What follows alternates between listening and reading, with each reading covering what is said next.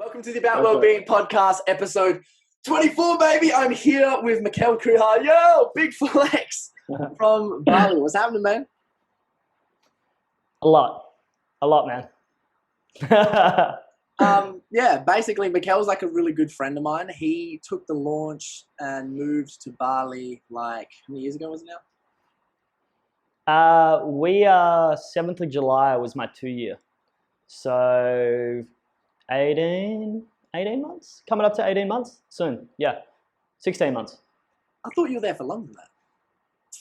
Anyway. No, my maths is really bad. Like 16 months is not 2 years. I'm going to call myself on that before we go any further. I'm there for like 2.5. Yeah. Yeah. And he is a videographer, video director over there, and he does some pretty crazy shit. If you guys haven't seen like or known about the stuff they do in Bali, they got like a whole bunch of like biohacking and like just neck level meditational type of stuff, which obviously you can use to become one of your high performing best self. And I had one of the best experiences going over to Bali, and I did like a whole bunch of breath work. I did some, some crazy sound healing therapy. I did some gnarly meditations and like cacao ceremonies and stuff. All that Mikele hooked me up with, and ended up going there. And I had all the stuff that I'm doing now that you guys are seeing are literally from the meditations that I did in Bali. I wrote out a whole bunch of notes and I was like, this is what I need to fucking do. And it's taken me ages to sort of finally pull the trigger to do the stuff.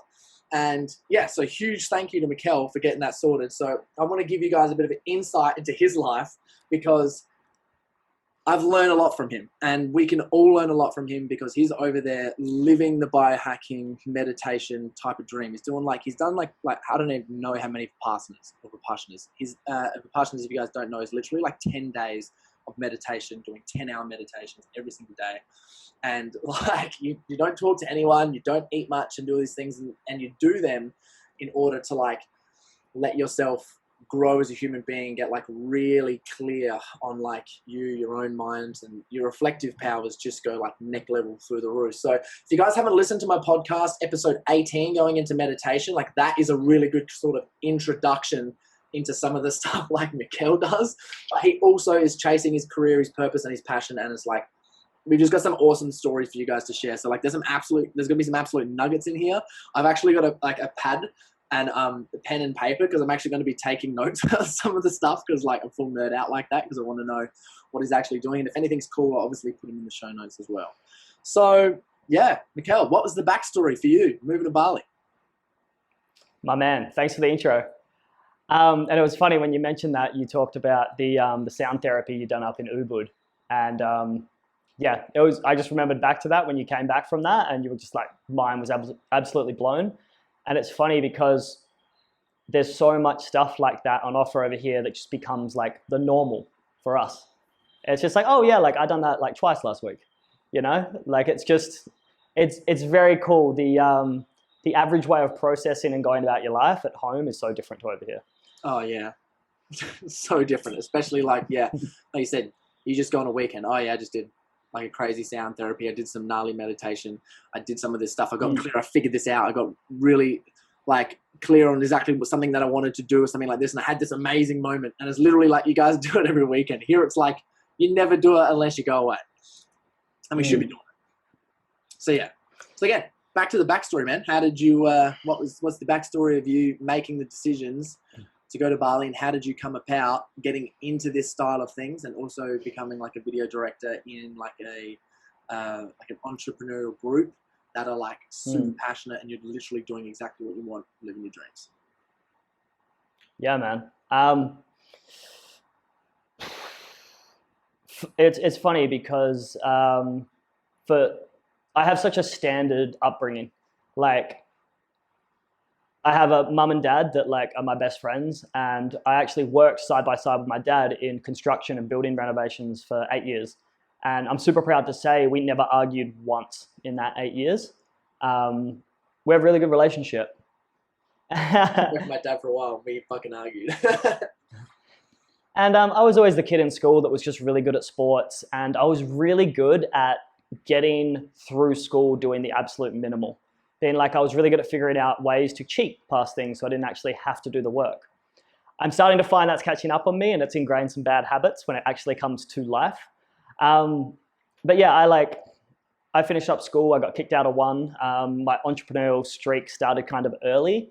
I was one of the first kids in school to get Wi-Fi. Not Wi-Fi, but like dial-up internet. I'm really showing my age now. And I leveraged that by, what do 13, 14-year-old boys want? They want to see naked women. So like I started downloading photos and videos and burning CDs and selling them out of my locker at school. Oh, no way. I then went from that and I was like, this is okay money. And then there was like a small period in my life where I sold a bit of weed. I never smoked it though.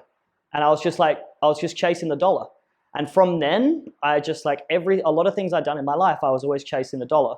And we go over all those years. You know, I had that job 8 years being a subcontractor with my dad doing bathroom renovations. In that 8 years, I tried so many different jobs. I tried I was doing internet and email marketing. I was doing network marketing. And that's such an interesting, it's an interesting career job or thing to do. Because I found when I really checked in with myself, and what I'm really getting to the end of this point is like, I was forever chasing the money. And when I really checked in with myself, I was living out of alignment for a few years. And I also, from that, like I found myself going into every single conversation, like trying to pitch something. And I was always trying to find a way to make money. When I really checked in, I dove into 12 weeks coaching with my boy, Javon Langford. We went in on some shit. And what came from that is like, I always had a dream inside of me, like a small little dream to speak at high schools.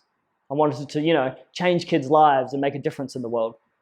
And it was so funny because I'd done that for a little bit.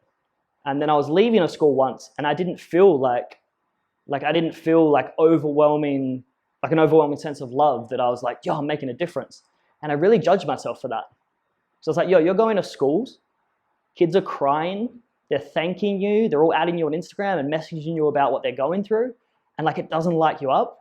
And I had like a point, it's like, you'd know this when you do bodybuilding competitions, there's such a big build up, and that's this thing I've always wanted to do, and you do it, and it's the day, and then afterwards you're like, oh man, like it's over, it's done. And for me, like I went through like a tough time there because I was like, this is something I thought I always want to do it. And like a big thing in life is what you think you want to do compared to actually doing it when you see the reality of what it is. Sometimes it's very different. From there, I started to pick up a camera and I wanted to be a YouTube star.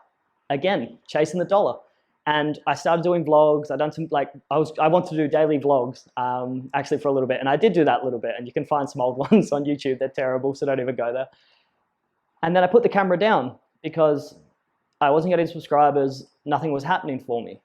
And a friend of mine, Ellie, just asked me one day, she's like, what would you do every single day, whether you're paid for it or not?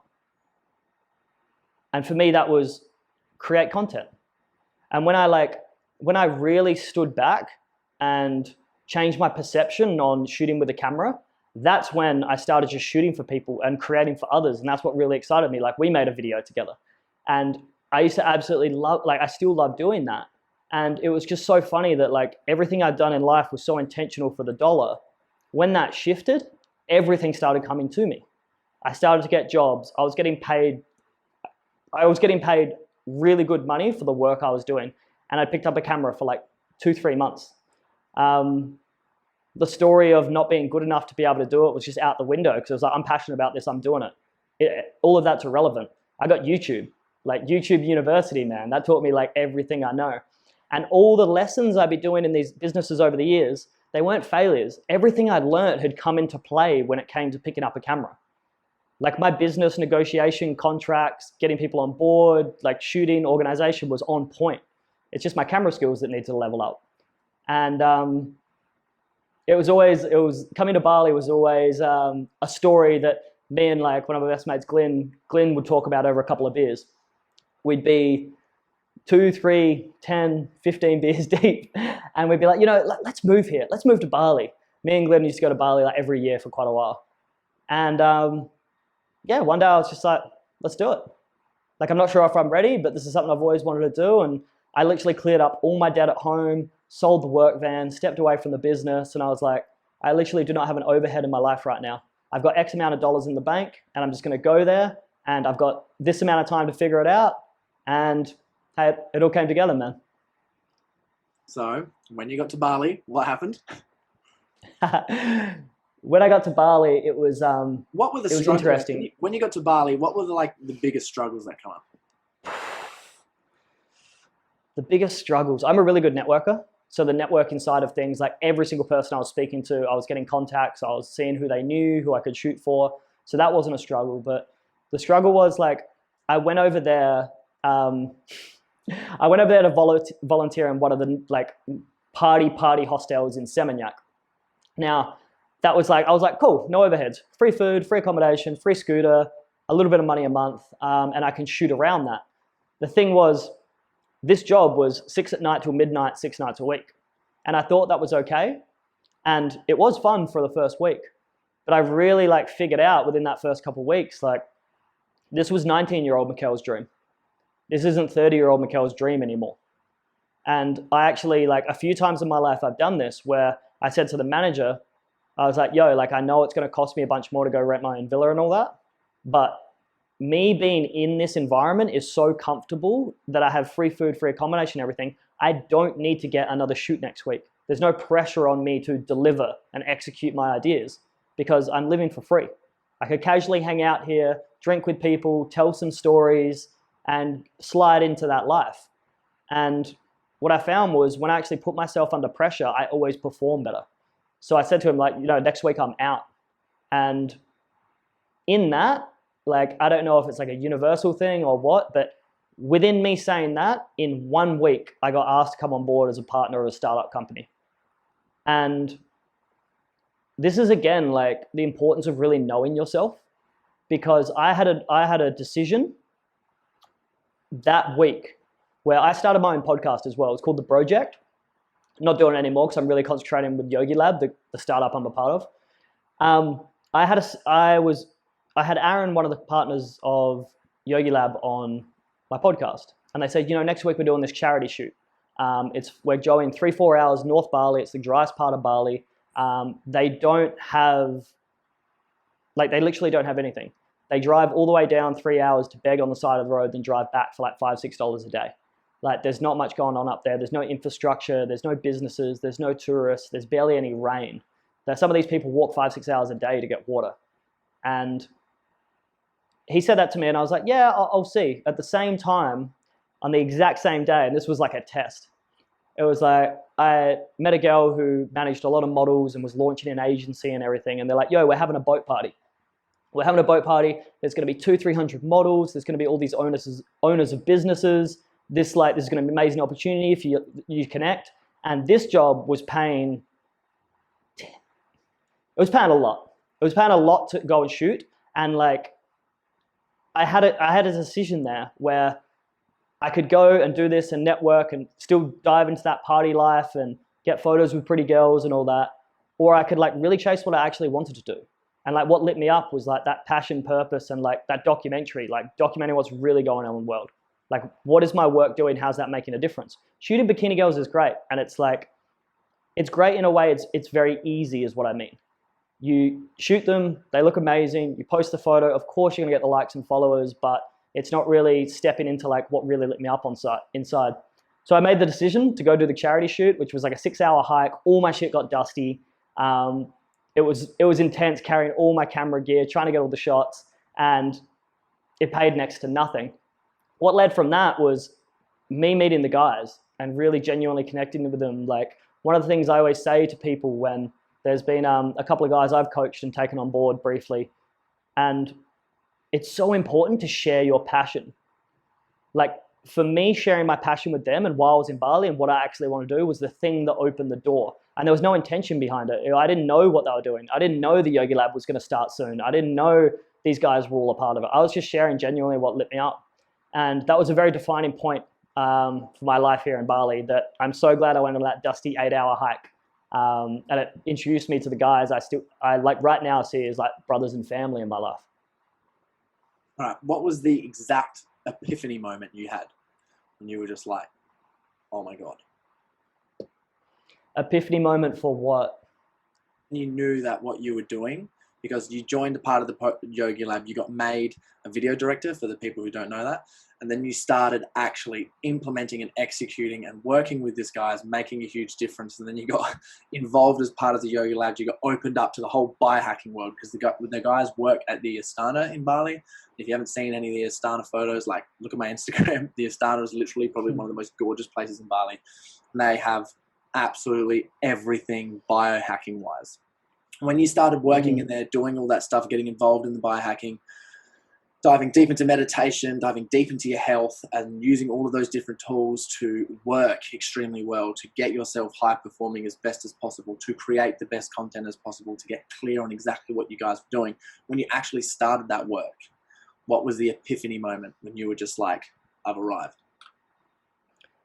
I think one step back before that was the day I got asked to come up, and I didn't know I was walking into a meeting to be asked to be a partner of a company. And I signed the contract and walked out, and for me, like, I filmed a video that I posted on my Instagram a couple of years back now, where I was like crying. I was like, yo, I fucking done it. Like, all the things that I'd been learning along the way, that I'd been implementing, there was always this little bit of like doubt, like, oh, this guy done it, that guy done it. I'm doing it, but I'm yet to really see what it is I want, or have that check of like, I've achieved this. And when that happened, it was just like, I only had a camera for a year and a half or so. That whole year and a half, and not even that, the last 10 years of my life, everything that I was trying to level up and improve on all just came to fruition in that one moment. And it was just it was fucking overwhelming, man. Like, it was an epiphany moment. It was like, yo, like, you can fucking do this. You got this. And that's like when I got my tattoo here. I don't know if you can see it. It's got, we've got this. And it's just like for me to check in when I'm ever doubting myself, to like let myself know I've got my back in that moment. And that was a big epiphany moment for me. I guess the next one after that was the first vipassana I went on. I started to play a lot of self-doubt in the business and the company, because they brought another videographer on board. And I was like, yo, are they trying to vet me out against him? And he was really good. He'd been shooting for like 5-6 years. Everything he shot, everyone was just like, yo, that's unreal. I'd shoot something, they're like, oh, change this, change that. Yeah, that's cool. And I was just like, that was eating me up. And we went to this vipassana, and I was like, yo, do I really want to do this?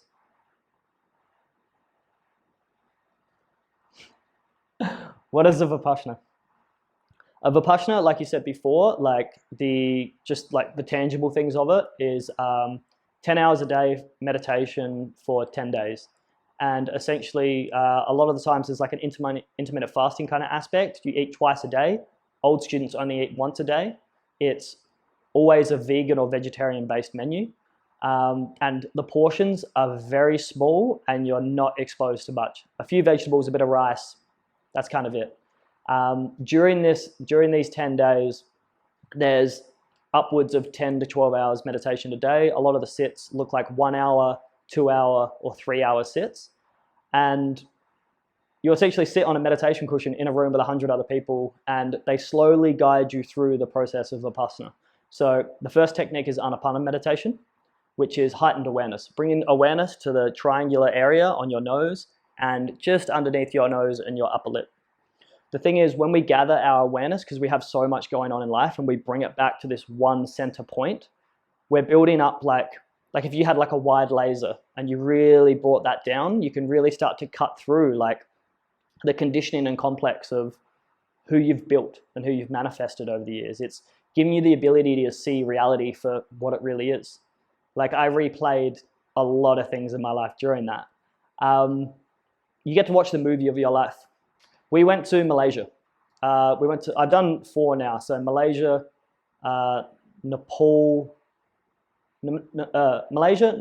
Sri Lanka, and then the Astana in Bali. So you started playing the movie of your life. Yeah. I hadn't meditated much in my life. And for me to go in there, like, and anyone who's listening to this, like, if you only meditate a little bit, or the most you've done is an hour, 2 hours, half an hour, a couple times, it's daunting. It's a lot of shit comes up. It's like, how am I going to do this? How am I going to sit there for 10 hours a day and get up at 4 a.m. and go to bed at 10 p.m.? Like, I wasn't sure if I could do it. But when you go in as a crew and you go overseas, you're like, yo, like, I can't I can't be the guy that leaves when everyone else is doing this. Yeah, so essentially that's what a vipassana looks like. It's something that Buddha taught back in the day, and it's something that's been passed down the ages. A lot of meditation techniques are kind of new age in the way they've only been around for a couple hundred years or so. This is just stripped back to the bare essentials of what's proven to work time and time again. There's no variables. It's like, this is what works, sit and practice this. It's the simplest of things, and it's amazing what the insights this can give, not only in personal life, but business and everything else. Mm-hmm. And getting back to the epiphany moment that you had during this first vipassana. Yeah, I was really unsure if I was going to stay with the Yogi Lab, and I shared this with the guys after. Like, I wanted to go out and do my own thing, and part of what that sit gave me was a lot of clarity around the reality of my life right now. I'm in Bali. I'm working with dudes who have all they've got multiple businesses in Bali. They've had businesses back at home. They've worked in startups. They've been professional athletes. This is what our crew is kind of made up of. And they've all got my back. They're all so honest with me. When they see I'm down or I'm not feeling well, there's just honest, authentic conversations. When I'm not showing up and I'm not delivering on a business sense, there's honest, authentic conversations. There's no judgment. It's like, yo, you should be doing this because we're doing this. It's like, yo, how can I support you in what you're currently doing right now? And when I checked in with that, I was like, yo, these guys have been doing the work, and if I'm willing to put in the work, they're going to come with me. Like, we're all going to do this together. So any idea of leaving that, it was just like out the window. Like, these guys are the real deal. I guess my experience with meditation was very limited before then, but I had a couple of crazy experiences in my life that stripped away things I was carrying for upwards of 20 years in a moment. Yeah. How so? I can start with the first story. When I was 24 years old, and I used to have a lot of shit come up and ego around even sharing this, because I was scared of the dark. Like, my whole life I was scared of the dark. And I remember there was this point in my life when I was like 13, 14, where I woke up and I heard a crying girl in the corner. And I could hear her crying, and I was like, yo, who's there? Is anyone there?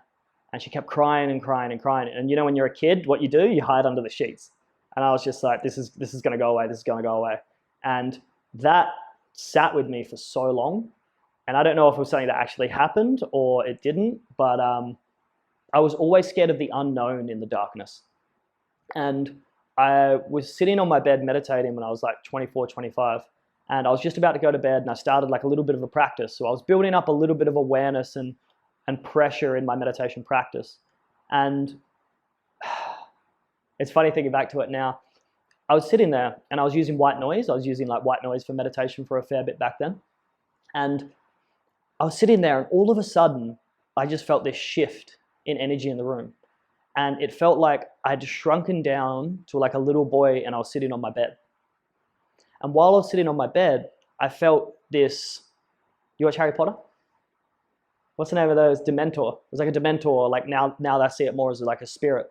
Come under the door, come up over my bed as I'm sitting there, and get bigger and bigger. I don't know if you can see, I got goosebumps now telling this shit.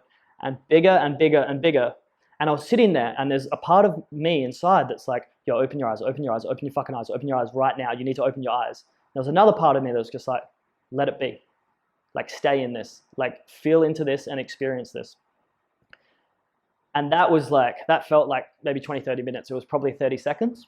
And when I sat there, my heart was racing. I was getting hot. I was sweating. It felt like everything had shifted. And then I sat, I waited, and in a moment, the whole thing went out the room. Everything cleared. My body temperature came back down. And I wasn't ready to open my eyes yet. I'm like, I'm going to sit in this for another 5 minutes or so. And I opened my eyes, and I wasn't even sure what just happened. I was just kind of like, okay, that was really weird. I'm going to go to bed. Then I started to notice I was never scared of the dark again. Like, I was walking to the kitchen like a boss, like getting water at 11 o'clock at night. I didn't care if the lights were on. on or off. Like it was, that was gone. That whole complex and conditioning I've been creating for years and years and years disappeared in a moment. And I didn't have an understanding of what happened until now, later on in my life, when I'm starting to really meet people that are just like gurus and teachers in this, like what actually unfolded that night. And that was something that always sat with me. I'm like, if that can happen with me sitting 30 minutes a night for a couple of weeks in a row, like what's possible if I dive into a 10-day vipassana? Because I'd heard about it and I'd been curious to it, but I'd been fucking scared to do it. So yeah, that was my opening to the world of meditation and possibilities, man. Yeah. So when you got asked, so was this before the vipassana? Yeah, this was back when I was 24. Okay. And then, so then you sat the vipassana. Then what happened in the vipassana? I let go of another big condition.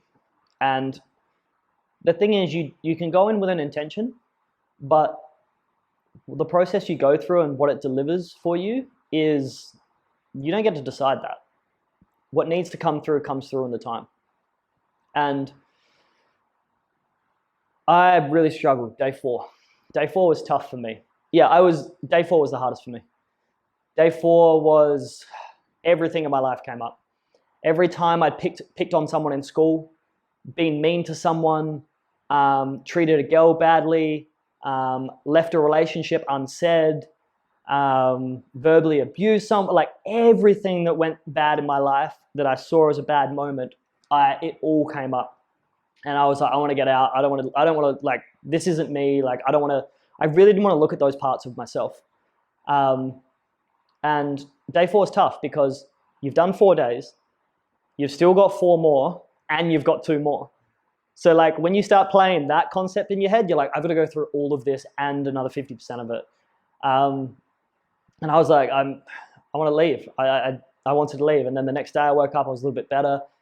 Day 6, I was like, okay, like let's sit with this, and shit just started coming through, man. Like when you really surrender to the practice and you can sit in that, essentially it's a controlled stress state. And when you put yourself in this little bit of discomfort and you really turn the pressure up on your practice, if you sit for 30, sit for 45, sit for an hour, sit for an hour and a half, practice aditana. Aditana is sit of determination. You don't move a bit, not even a centimeter, for like 2 hours. And you start to feel like complexes come up. Oh, I don't need this. This shit, like I could do this, I just don't want to do it right now. My knee hurts too much. My back's too sore. People don't feel like I do. Like this is harder for me than the other guy. I ate too much at lunch. I'm a bit tired. Like all these, like anything your mind comes up with to get you out of that, to not face off with yourself, whether it's ego or whatever it is, will come up. And that's the power of the practice. One thing they teach is equanimity. Equanimity is non-reactiveness. So things come up and they go away, and there's no craving, no aversion. And I mean this with good as well. You can have a great meditation. My head is just like pulsating. It feels euphoric. It's like, if I was to call an orgasm a 10, it's like a 7, and your body's like vibrating. You can't, like, it's great to have that, but like to be able to step back from that and not have the craving, but then not have the aversion to the pain as well. Like I had pain in my lower back that I'd been seeing a physio for 2 years that went away in that 10-day sit. My girlfriend had a full shoulder reconstruction where she was in a machine and a chair that would move her arm like that. She'd seen physios, therapists, everything for years. She sat a 10-day vipassana without having the intention to fix that. And she came out of it and she was like, the day we left, she put her arm up. She's like, she could only go to here, and she's going like back here. And she felt a ball of energy like dissolve during that sit. And like this just started like opening my mind to stuff. I was like, what's happening? Because I was always such a physical person. Got to roll out the muscles. Got to train more. Got to do anything I physically can instead of go internally. Like, what can I fix externally to fix this right now? And during that meditation, it was day 8. Actually, it was day 6. I'll correct myself. I was sitting in a sit, and this is when I was like, I think I'm good now. I want to stay here. I want to do this. I had bang, bang, bang, 3 quick flashes of my dad dying in 3 different ways. And me and my dad are boys. Like I said, we worked for 8 years together, side by side in hot, sweaty bathrooms for hours on end, and never argued once. And I was like, I need to message home. Like, surely they'll just let me email, text, something just to check in if they're all right. And I had like resistance to do it because I know when you do that, that's breaking the rules. So I sat in it, and then the next meditation, it just kept coming up, and I had this sadness that was coming through me. I was like, fuck, like my dad's gone. Like, this feels so real. And then in one of the sits the next day, so we're moving on to day 7 now, he came through in a meditation to me, and I got to see, like, this is when you get to see the reality of the situation. I was so fucking thankful that we have such a dope relationship, that he was my team manager on basketball for 5 years, drove me to every game, we went interstate on trips, we worked together, we played golf, like all these amazing things. I was like, yo, like, even if he is gone right now, we had a dope life together. And that was such a realization in that for me, man. And then I sat the rest of the sit. I had some more crazy shit going on at the end in day 10, but that was like the first thing that just changed for me. Yeah. Day 10, now I'm going to get a bit weird on you. And like one thing I really want to preface as well is like my experience is my experience. Like I know a lot of people that have gone to vipassana left on day 3, left on day 1, left on day 8, not experienced anything. I know some people that have gone to 4, 5, and on their 5th one, their whole world changed. I know people that have gone to 1 and their world changed on day 1. It's so different and relative to everyone. Like, so one thing, if anyone does go to 1, like just drop any expectation of the practice. And if you read and you research, cool, that's other people's opinions, but don't, I went in with an expectation something's going to happen on day 4 because I'd read about a guy that had an amazing experience on day 4.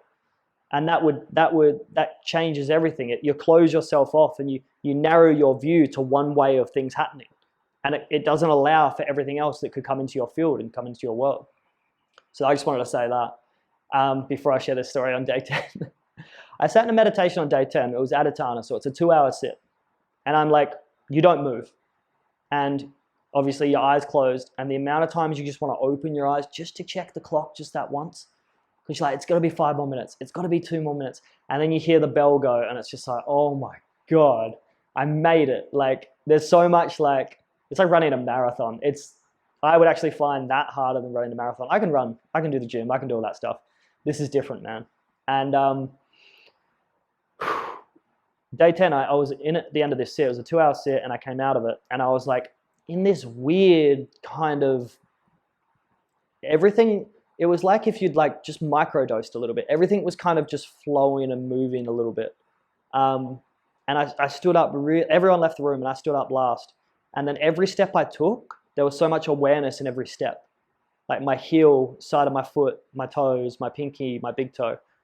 And I could just feel everything. It's amazing how much is going on in our body that we're not aware to at the time.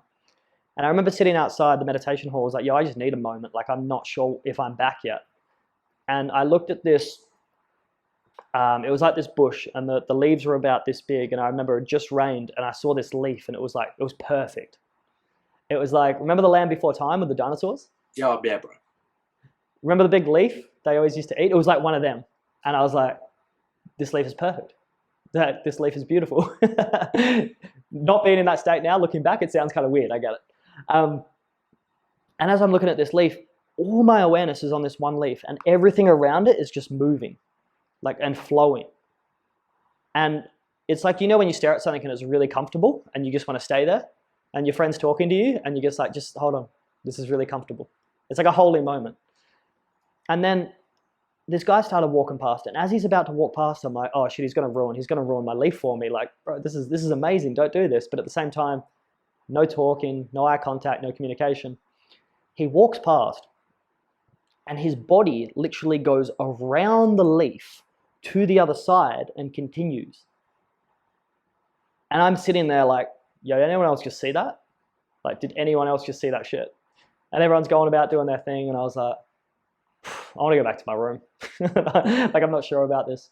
I go back to my room and I'm laying there on my bed and the room is like, some of these centers resemble a jail cell, similar to what a jail cell would look like. Some are a little bit nicer. And I'm laying there, I'm looking at the ceiling and I feel this sudden urge to get up and stand up. So I stand up and I look in the mirror And I see my eyes just come down, my eyebrows just come down like this. My eyes go really dark, and I looked like kind of demonic in a way. And from that, my back leg kicked up, and it kicked like 3 times, like uncontrollably. I wasn't controlling this at all. And then I stopped, and I was like, hold on, is this just me like wanting something to happen or manifesting something? And then I kicked my leg, and I was like, that was different. Like I done that before. It wasn't me doing that. That settled down, that went away, and I laid down, and I was like, what just happened? I have a couple of ideas about what that complex was and what I let go of in that sit. And I guess I'll share it. Like the one realization I've had in the last 6 months with what I let go of right then was, and this is something I'm quite comfortable sharing, and it's something I would have been very adverse to sharing quite a while ago, was like I'd objectify. Just stopping you there. So you've got clear on this in the last 6 months. When did you sit the Vipassana? It was just roughly October 2018. So that's like confirmed 2 years ago, and you've just got clear on over the past 6 months. So I just wanted to say that, like, this is how the power of these things last a long time. You're constantly figuring out. Sorry, continue.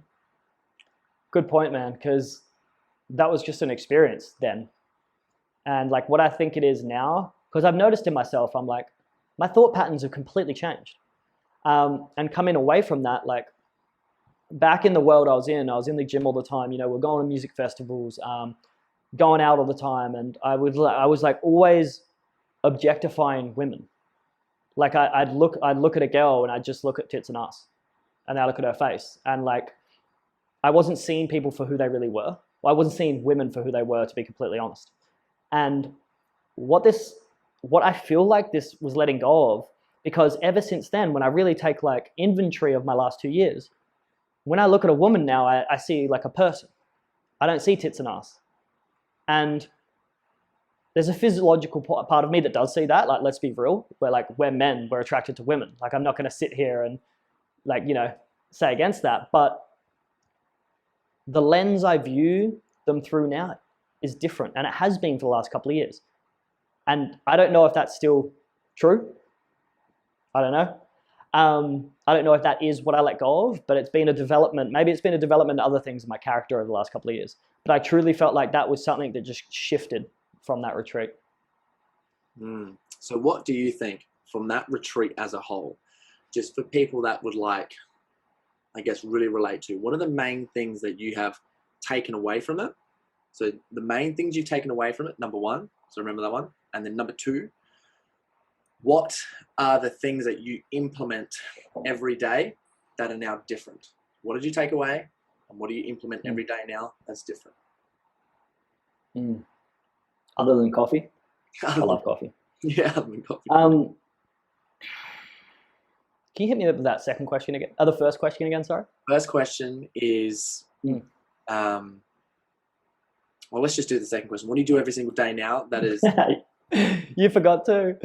that you implement from it? I think the first question was like my takeaway from, my lessons from the Vipassana. That's, it's being able to see reality for what it is. Like we build up, and this is like Dave, like the founder of Yogi Lab and the founder of the Ashtana, always teaches on. And he references this exact point is, as we go through life, we're like a camera. And as we go through life and things happen to us, traumatic experiences or whatever that is, we start to view the world in a certain way. So we're stacking lenses on top of each other. Oh, this happened. That's my view on this now. Oh, this happened. That's my view on this now. This happened. That's my view on this now. So we start to look at the world through this singular lens with all these layers of our conditioning and complexes. They're my dogs, by the way. And this Vipassana allows us to sit, replay the movie of our life, and see it for exactly what it is, and slowly remove these lenses. And having a constant practice keeps bringing you back to that. Vipassana is like an intense, concentrated period that allows you to change that there and then. So yeah, for me, it's like forever asking the question, is this me, or is this a complex of conditioning I'm giving into. So it's like you said before, it's something that always sits with you as you go through life. The second question again, Matt. Yeah. So the second question was, what do you do every single day from now on that you've implemented from the experiences in the Vipassana? I'd love to say I was meditating every day, but I'm not. The practice of the Anapana and the Vipassana technique, like, is something that I carry through every time I do meditate when I do. The big thing is the technique itself, not just when you sit on the cushion. You know, when I'm riding my scooter around or something like that, like bringing my awareness back to the breath and just centering myself on that. It's not something that I have a rigid daily practice that every single day I do that. I would love to have that, and sorry?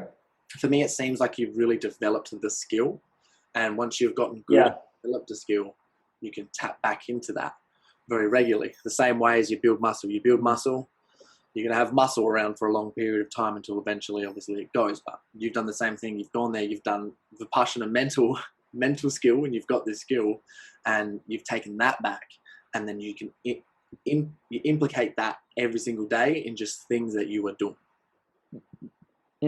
It turns into meditation is something you take everywhere. Like, we're so conditioned to think it's something when you sit, it starts and stops there. But you bring that awareness through every aspect of your life. So after the Vipassana, when you got back to the yoga lab, kind of what happened? What was the main thing you got, like, I guess, really clear on, like, as far as like living out what you wanted to do with those guys?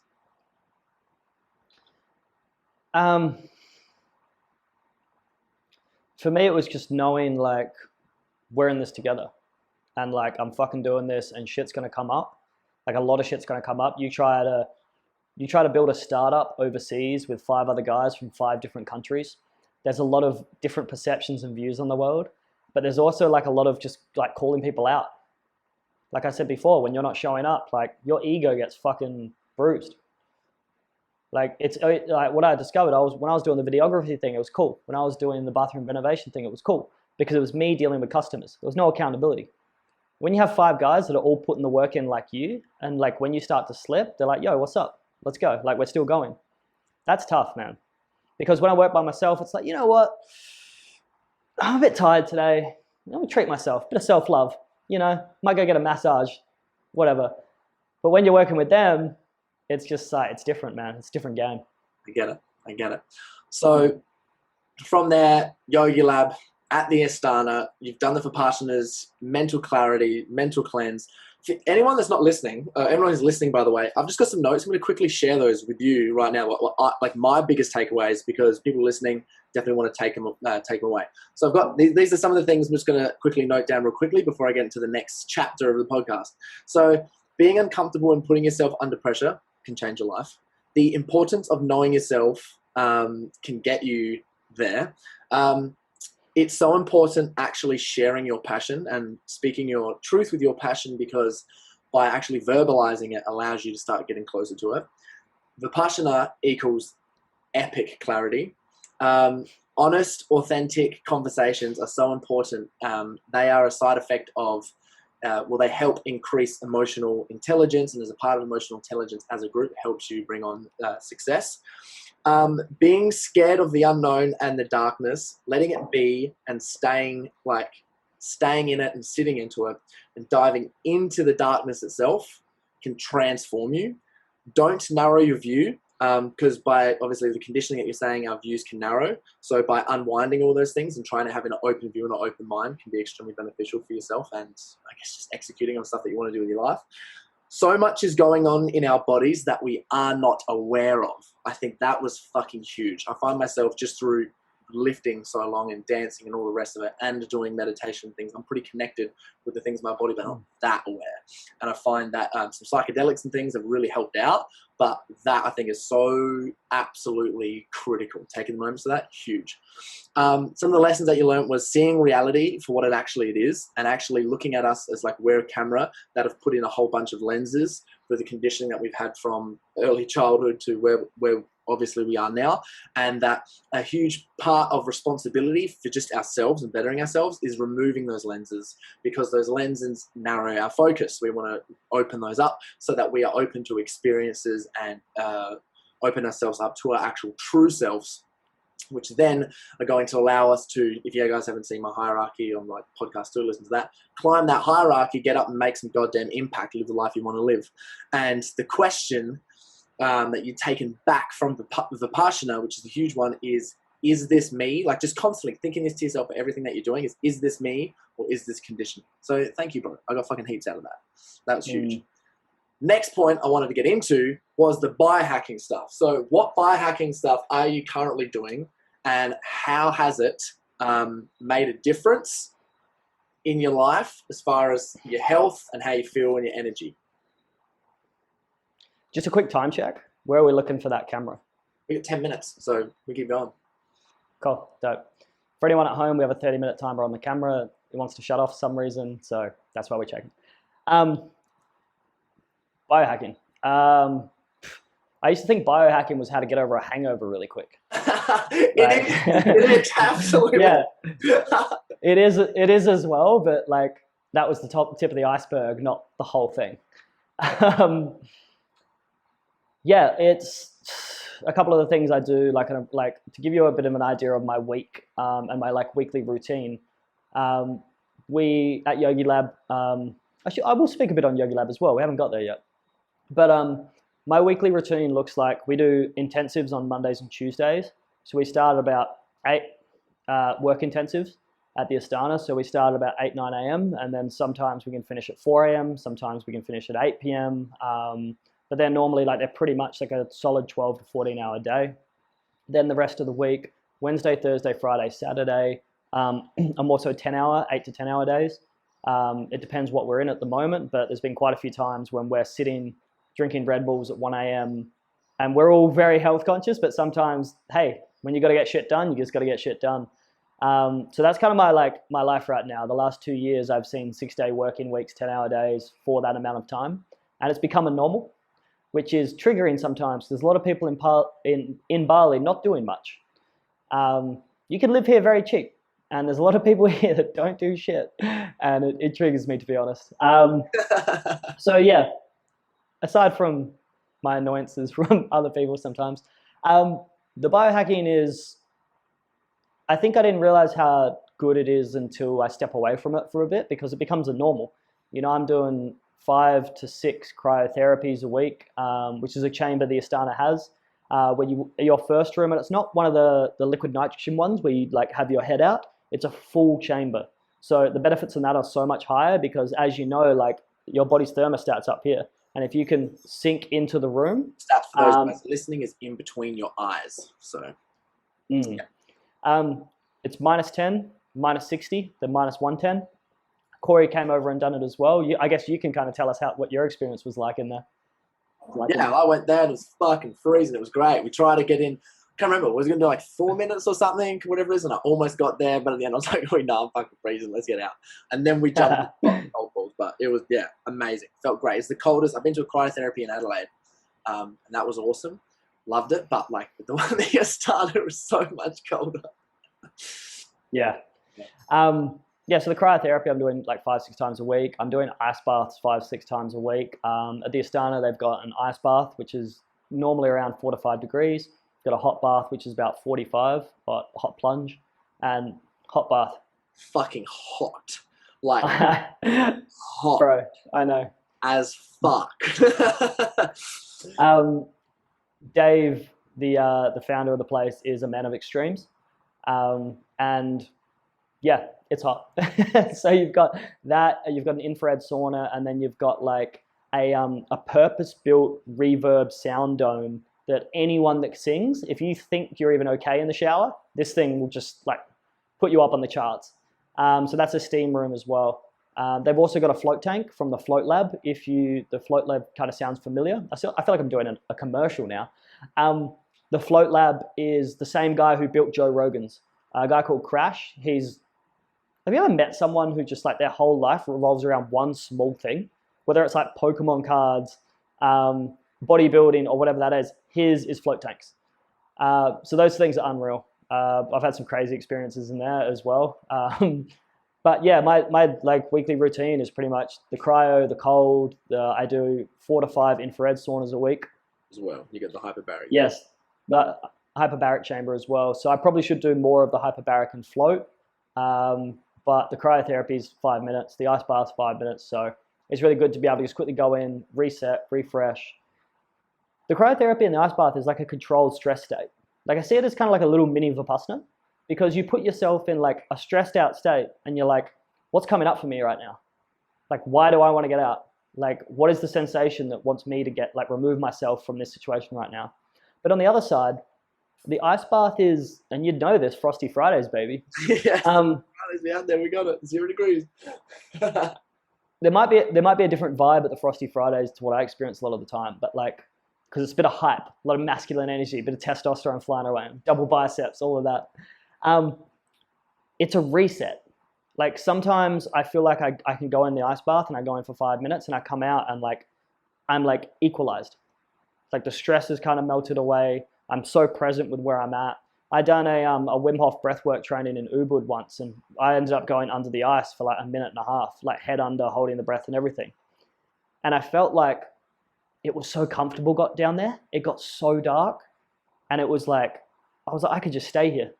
And I felt my heartbeat just slow all the way down. And then when I came up, I was like reborn, man. It's weird. It's crazy what the ice does. And when you start to build up a bit of a tolerance to it, you can start to push and push and push. It's an amazing reset and like a dope practice to really implement every day. Yeah, no, I'm with you on that. Doing it for the Frosty Fridays. Like, yeah, we get like masculine just for the photos and stuff. But when someone's in the bath and they've like got in there, everyone kind of just like shuts up, lets them have their moment, talks quietly. And yeah, if they're in the bath and they want to talk, like absolutely we'll chat. But like a lot of the time people get in the bath and once their eyes are closed, it's like, that's it. Like, let them go. Oh. Because you have no idea, obviously, where you're going to go, what's going to come up. And then, like, later on, with the shivering and the rest of it, sometimes like, fuck, I needed that moment of just, like, pure presence under that stress state just to fucking end the week. And then you're like, oh, thank God, it's the weekend, week is over. If you're working 5 days, obviously. Yeah, man. So, yeah, so how are you feeling? Because, like, you're doing the hyperbarics occasionally. You're in the cryo. You're doing the ice baths. You're doing the sauna. All the rest of it. You've got the float tanks which you use. You've got your skill from the vipassana and stuff. Like, what's the difference between doing all of this stuff? Where have you noticed, like, obviously you're doing this regularly. So what would the difference be from doing this to not doing it? You'll cut out these camera resets so we look professional and stuff, yeah? Yeah. Oh, maybe. So we've got we've got what it's normally like doing biohacking at the moment with all the stuff that you're doing, biohacking week.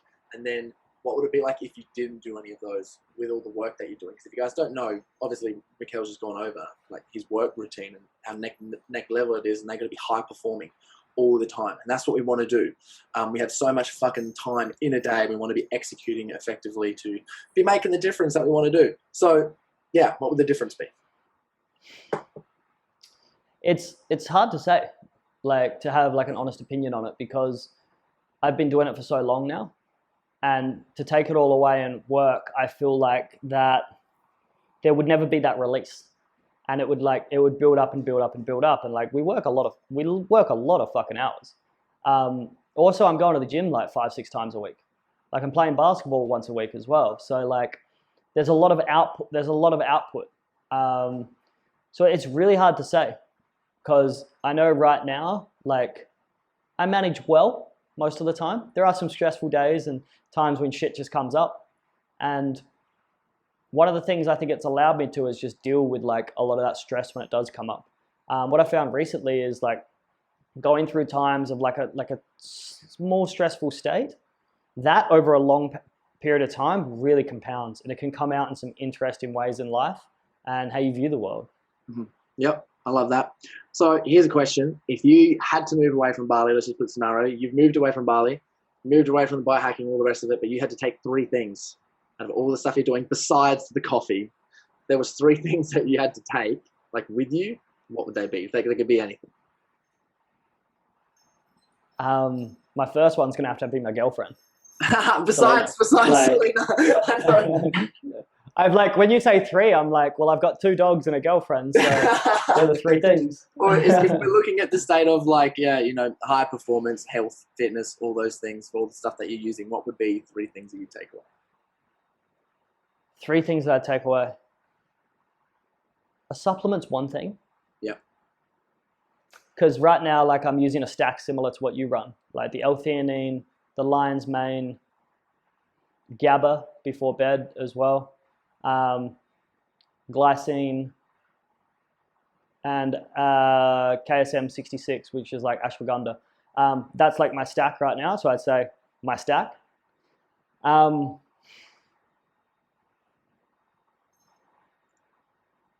I take my camera. Yep. That's a thing. Yep. Like, I feel like,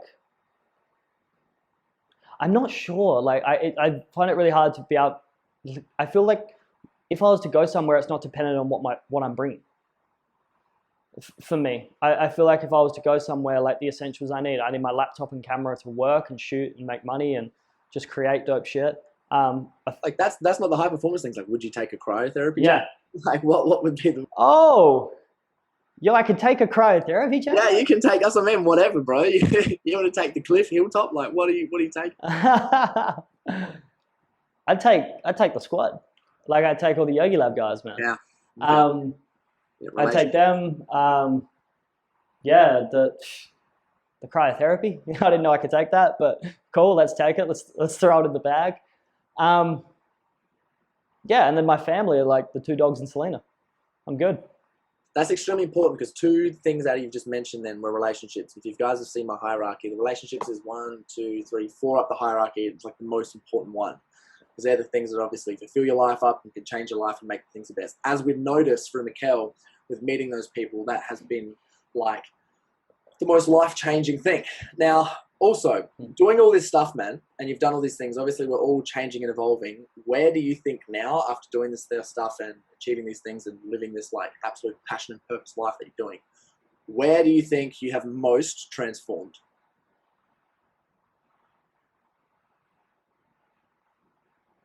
I would say in relationships.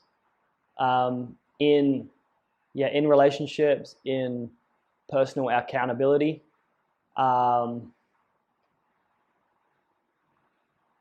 in like reflectiveness, in just like my perception of myself. It's like who we are and who we think we are just completely different things.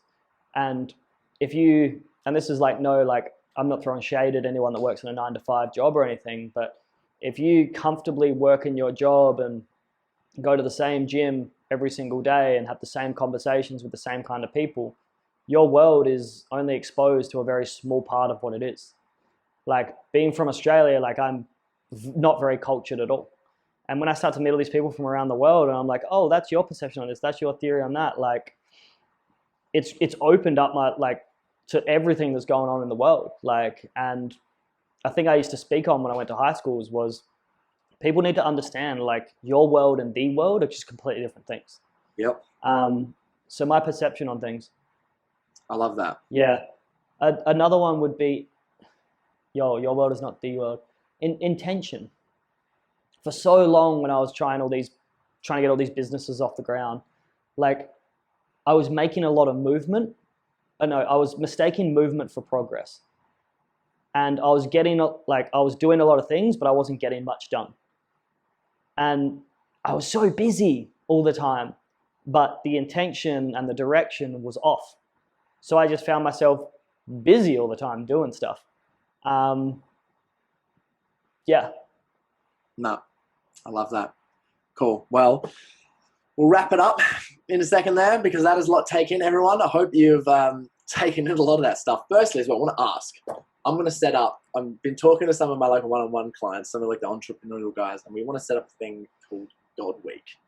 And we want to basically, when borders and shit are open up again, we want to do God Week in Bali at the Astana and do something like next level every single day, where it's like cold therapy one day, a whole day of meditation the next day, a whole day of massage the next day, another day of executing and planning, a whole day of training, another day of pushing the limits, and then just mixing it all together at the damn end. Is there a chance at all that you could hook Corey and a couple of boys up? Man, I would even go out and say, like, come over and like book a vipassana out. Yeah. Well, yeah. Like come and do a vipassana at the Astana. Do like in the schedule we currently run there with the Yogi Lab. Like we're doing a 10-day vipassana up to 12 hours of sits a day. You've got you get to do the cold bath and the spa once a day. You do 2 cryotherapy sessions a day. You do a float tank or a hyperbaric a day. Like if you guys really want to optimize life and like get clarity and direction and have a God week, like vipassanas, like have a few days on the other side of it to really process, digest, and like if there's some other cool stuff you want to do. I don't know if jet skis are involved in God Week, but like I would highly recommend that, man. Yeah, Dave who teaches it and facilitates it is a man who found himself in so much trauma early on in life, in the brink of poverty, and had a lot of suicide surrounding him in his life and his family and all that, and almost stepped away from everything to become a monk. And has sat over 150 vipassanas and has turned his life into something where like he's a multi-millionaire and he owes all of that to meditation. And he's someone that like could be living any life he wants, but he's living the life of starting Yogi Lab, which is like similar to what you guys are doing, man. We just want to like take ancient techniques and apply them in a modern day life so people can just level up and do the shit they love. Yeah, man. Like that's essentially what we're doing. So that's my plug for the Astana and Yogi Lab. People listening to a whole bunch of things that I do and all the stuff that like we go through and the work that I do with clients and all the stuff that we get around, a lot of it's all just looking at the primal ancestral type stuff that we all used to do. Finding out what was extremely important and then applying it using modern day techniques, just like getting blood tests, DNA tests, using things like Oura rings, getting Dutch tests and all the rest of it, and then figuring out what Oura ring, bro, and then figuring out what you actually like doing and then what you can put into your routine, and then going through and learning a whole bunch of different things that we do just from taking insights in different books and using meditation and applying gratitude and figuring when we're speaking, like when vulnerable words and actions come up in our mind which aren't aligned with our best selves, and then just keeping accountable with that, and then using all the different hacks and the meal plans and the exercising and all the rest of it to really just supercharge yourself to really climb like the hierarchy that I got, get extremely confident, deal with stress properly, have really good relationships, earn a living and like a financial life that you would desire, finding the hierarchy and the purpose and things that you need to climb, and then also making some impact back. So yeah, look, God Week sounds awesome for that. There's like it's kind of like at the Astana, it's like Vipassana optimized with the rest of it, and then having a couple of days either side to a bit like God Fortnight. If you call it God Fortnight. Yeah, man. A couple of days before and after, one to get ready, second to let all that stuff digest and just like chill the fuck out. That sounds. I mean, yeah, if you're gonna come, like, what's 7 more days? Oh, right. Yeah, I know. I couldn't agree anymore. Yeah, I'll be on to the people that I'm coaching definitely to be like, yo, we're going to be doing this.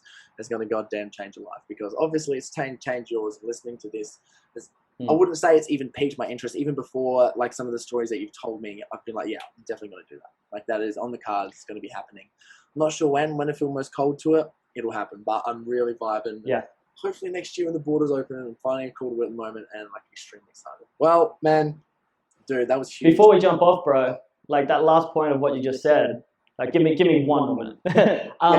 Like when you feel called to it, I had heard about the Vipassana for years, but then it was just like I made a decision, like I'm ready for it right now. Yeah. And that's like, yeah, because if you go there and you're not ready for it and you're not ready to dive in, like you're gonna leave and you're probably not gonna get the experience you want. Yeah. And yeah, like I mean, if you're ready to go right now, like the Yogi Lab do an online Vipassana. Like at vipassanaonline.com. So if you want to do that from home, like it's guided, you get everything from there. We've had over 20,000 people in the last couple of sets, man, and it's just crazy to see what this technique can do from home and in a center. Like it's dope, man. It's really, really cool. And I don't want to be the cheesy guy plugging shit at the end, but it's needed, man. The feedback and testimonials we get are unreal. It like reminds me, like, yo, this is exactly why we're doing what we're doing. Yeah. Like the the saying changing people's lives, I want to change, it's like, it's so overused, but this is like legitimately changing people's lives in like what they do and how they see the world. And it's dope, man. So if anyone wants to dive right in and they can't make it to God Week, that's an option as well. God Week sounds awesome though, and I want to sign up. Yeah, bro, we'll be on for that for sure. But dude, yeah, I absolutely love that. And I love that they actually have the online function as well, because I think that's so needed, because I do think that a lot of people actually would prefer doing it instead of a group of sitting there with like 100 people in a room, or even 10, 20, 30, would just prefer to do it themselves. So obviously that coaching there is super important. So just quickly, I had a couple more. Yeah, I had a couple more notes that I got from you, which was, I just wrote down the word perception can be everything, was a note I had. And then we are who we are,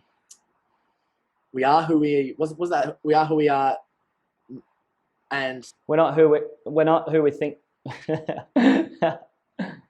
We're not who we are, and who we think we are completely different things. Are different, yeah. Your world and the actual world are also completely different things. And then I wrote down in big bold letters, intention, movement is not progress. So you can have intention, but movement isn't progress, which I think is huge takeaways for people that are listening. So bro, huge thank you for you jumping up. Cool. Thank you, bro.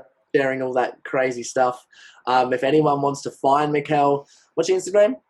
It's Mikele, MIKELE.K.